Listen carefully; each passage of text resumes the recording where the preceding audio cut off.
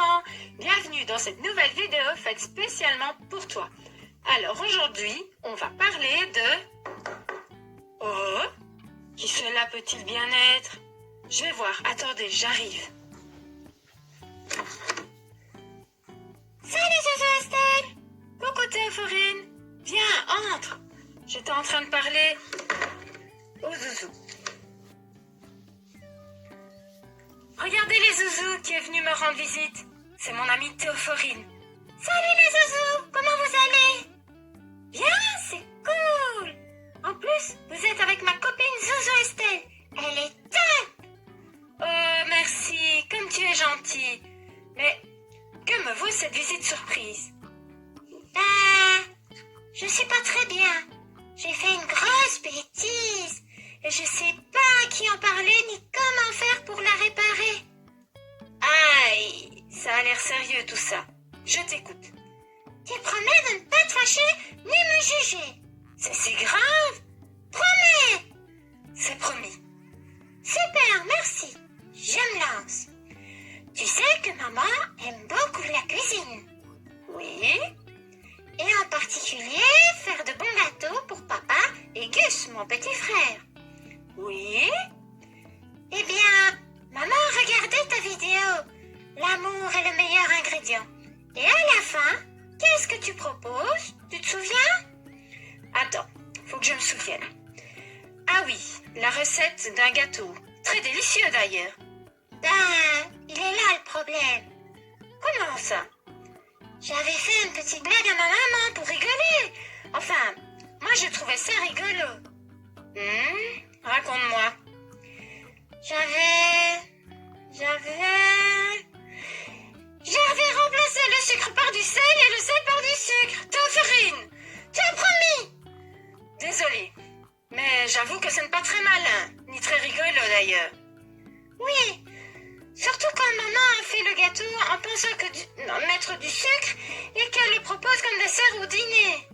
Aïe, aïe, aïe. Tu lui as dit? Ben non, j'espérais qu'elle s'en soit rendue compte en le préparant, mais non, elle nous a servi le gâteau comme ça et papa a mordu dedans. Oh! Et là, il a évidemment dit à maman que ce n'était pas très bon. Maman n'était pas contente que papa ait craché son gâteau. Elle a goûté et a trouvé très vite le problème. Et il nous a demandé qui avait inversé le sucre et le sel. Et tu n'as rien dit? On n'a pas répondu. Alors elle m'a demandé si c'était moi et j'ai dit non, que c'était pas moi, que jamais je n'oserais faire ça. J'ai menti, j'avais trop peur, car elle était très fâchée, tu comprends? Et que s'est-il passé ensuite? Elle a dit à Gus que si c'était pas moi, c'était lui, car il n'y avait que nous à la maison, qu'il devait dire la vérité, que c'était pas bien de mentir et qu'il était puni pendant une semaine de son jouet préféré et qu'il devait aller dans sa chambre. Oh, pauvre Gus. Il est monté fâché en pleurant et en criant que ce n'était pas juste, que ce n'était pas lui. Pauvre Gus. J'ai honte. À cause de moi, Gus a été puni. C'est que j'ai vraiment honte. En plus, maman a dit qu'il fallait dire la vérité. Qu'est-ce que je vais faire pour réparer ça? Tu sais, Théophorine, tu te sens mal parce que tu as fait quelque chose de vraiment pas bien. Tu as menti. J'aurais dû ne rien dire à maman. Comme ça, on n'aurait jamais puni Gus et moi, je ne lui aurais pas menti. Ça ne fonctionne pas comme ça. Il y a plusieurs façons de mentir. Tu peux mentir par tes paroles, mais aussi par ton attitude. C'est tout aussi grave. Comme il n'y a pas de gros ou de petits mensonges. Un mensonge, c'est un mensonge, c'est tout. Ah bon? Tu me fais penser à l'histoire de Jacob dans la Bible. Jacob voulait la bénédiction qui appartenait à son frère Ésaü. Il a donc conçu un plan pour tromper son père aveugle et obtenir de lui la bénédiction désirée. Jacob a pris le plat de viande que sa maman avait préparé et l'a apporté à son père. Quand son papa lui a demandé « Qui es-tu, mon fils ?» Jacob a menti en disant « Je suis Ésaü ». Comment as-tu trouvé la viande aussi vite lui a demandé son père. Cette fois, Jacob a affirmé carrément que c'était Dieu qui l'avait aidé à trouver la viande. Une fois encore, son père lui a demandé s'il était réellement son fils Ésaü. Et une fois encore, Jacob a dit oui. Vois-tu, Théophorine, une fois que nous pensons tromper quelqu'un par une attitude mensongère, nous finissons habituellement par dire des paroles mensongères pour couvrir notre premier mensonge. Et c'est ainsi que le mensonge ne cesse de grossir. Est-ce Satan qui nous force à mentir? Pas exactement. Satan est un menteur et il nous pousse à mentir. Mais il ne peut pas nous forcer à mentir. Nous pouvons choisir de mentir ou nous pouvons choisir de dire la vérité. Quand nous choisissons de mentir, Dieu est profondément attristé, car il déteste tout ce qui est malhonnête, comme le mensonge, la tricherie ou encore le vol. C'est pour ça qu'il faut dire à Dieu que l'on regrette? Oui, d'ailleurs la Bible nous dit « Ne mentez pas les uns aux autres ». Ou encore, Dieu déteste les lèvres mensongères, mais il aime ceux qui parlent avec vérité. Ah, je comprends mieux maintenant. Mais tu reconnais que tu as mal agi, donc tu peux tout réparer. Tu peux même demander à Dieu de t'aider et il le fera si tu lui demandes pardon pour ce que tu as fait. C'est ton ami et il ne te laissera jamais tomber, crois-moi. Comment dois-je faire pour réparer cela? Tu dois aller t'excuser auprès de Gus et auprès de ta maman pour ce que tu as fait et dire la vérité. Mais elle va être très fâchée et elle va me punir. Elle va te pardonner parce qu'elle t'aime. Mais souviens-toi de toujours dire la vérité. Même si cela signifie que tu dois être puni parce que tu as fait quelque chose de mal. Ah, tu peux prier avec moi pour demander pardon à Dieu pour ce que j'ai fait et pour qu'il m'aide avec Gus et maman? Oui, bien sûr. Seigneur, tu vois le mal que j'ai fait.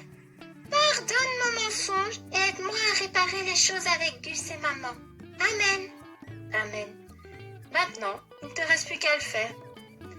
Oui, je me sens forte.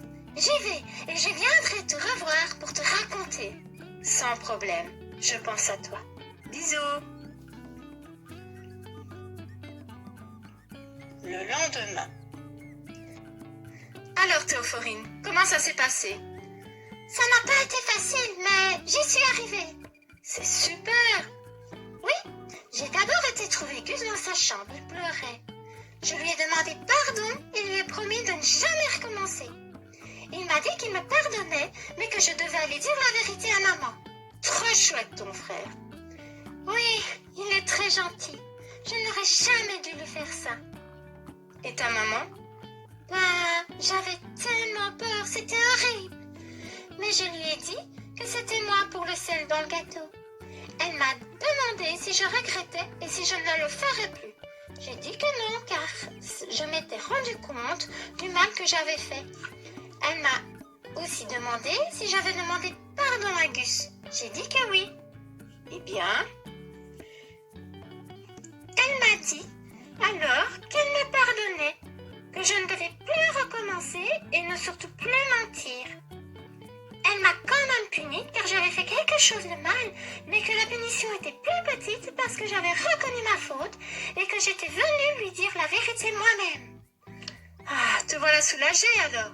Ah oui, merci pour tout, Zouzou Estelle. Il n'y a pas de quoi, mais souviens-toi que lorsque tu mens, il n'y a pas que toi qui souffres, mais on met en cause quelqu'un d'autre. Et si tu es coupable de quelque chose et que tu mens, automatiquement on va soupçonner quelqu'un d'autre qui n'a rien fait. Donc, ce n'est pas que toi qui souffres, mais c'est toutes les personnes qui peuvent être accusées à cause de ton mensonge. Autrement dit, il faut toujours dire la vérité. Oui, et si tu dis la vérité, tu seras pardonné. Donc c'est toujours moins grave de dire la vérité que de mentir, ce qui aggrave les choses. Ah, ça oui! J'ai pensé à un bon verset à mémoriser pour toi aujourd'hui. Ah oui, lequel? Eh bien, je vais te donner le numéro de téléphone de Dieu pour trouver ce verset dans la Bible. Le téléphone de Dieu? C'est quoi? Tu vas voir. Les zouzous connaissent bien cela pour ceux qui ont l'habitude, mais je vais t'expliquer. Génial, un nouveau truc. Alors, c'est le 01 19 119, 29. Je te le répète. 01, 19, 119, 29. Il y a beaucoup de 9. C'est un numéro de GSM, ça? Oui, si tu veux. Mais un numéro de GSM très spécial. Chaque numéro a une signification. Écoute. Le 01, c'est la partie de la Bible où se trouve notre verset du jour. La première partie, donc... L'Ancien Testament. Ça, je sais.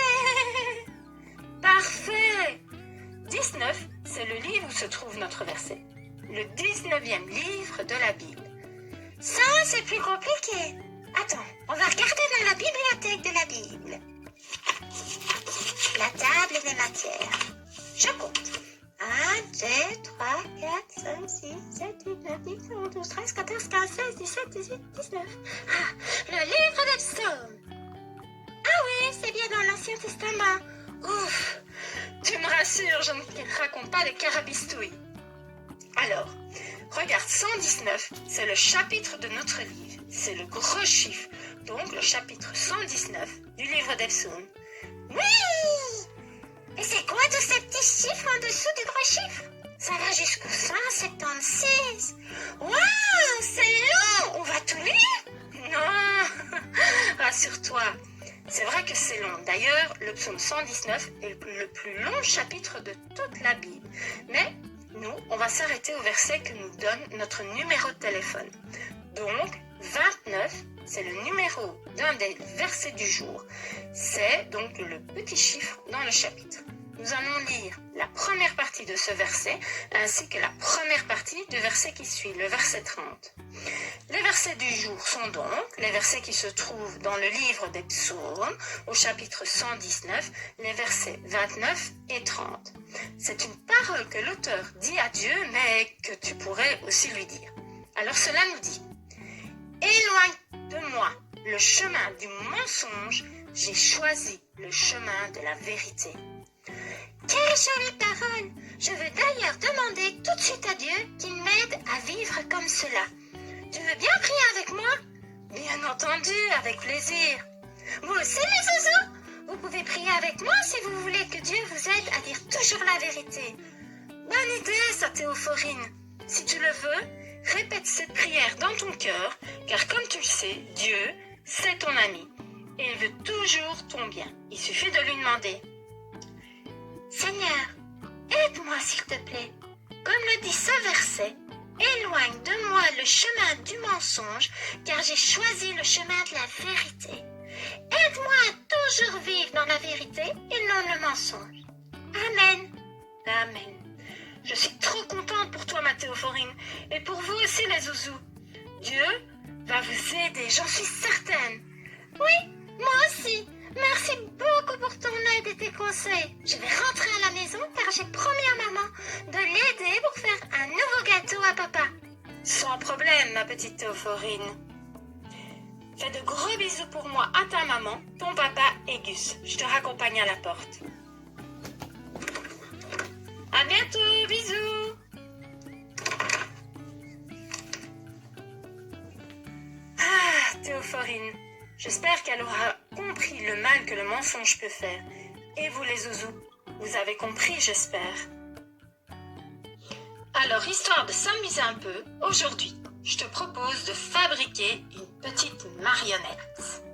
Pour ce faire, tu as besoin alors d'une chaussette de couleur claire. Je suis certaine que tu en as chez toi, une chaussette célibataire, parce que la machine à lessiver a mangé l'autre. Alors du riz ou de la semoule, moi je préfère du riz parce que c'est ce que j'ai à la maison.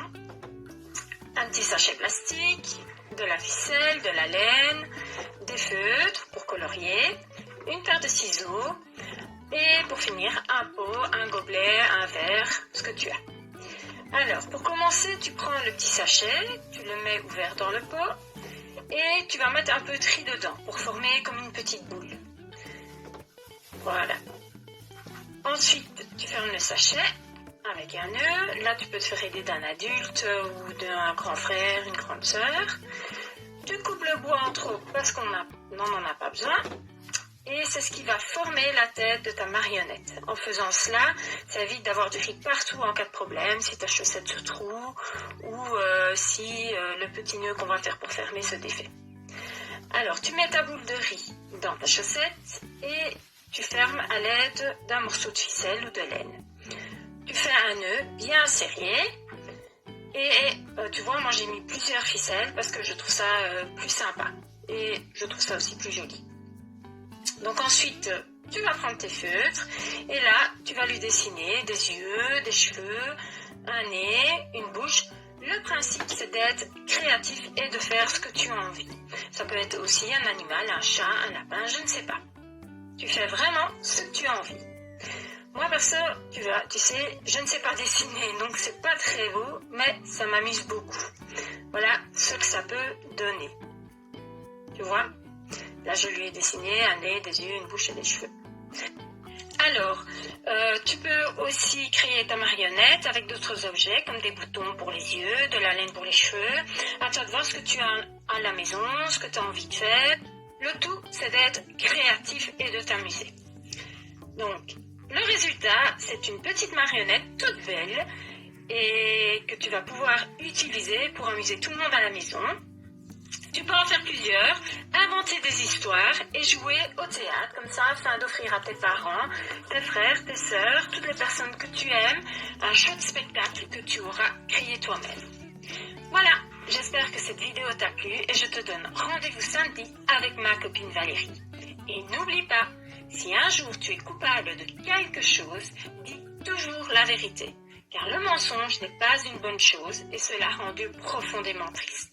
Demande-lui de t'aider à dire la vérité et il le fera, j'en suis certaine. À bientôt les zouzous!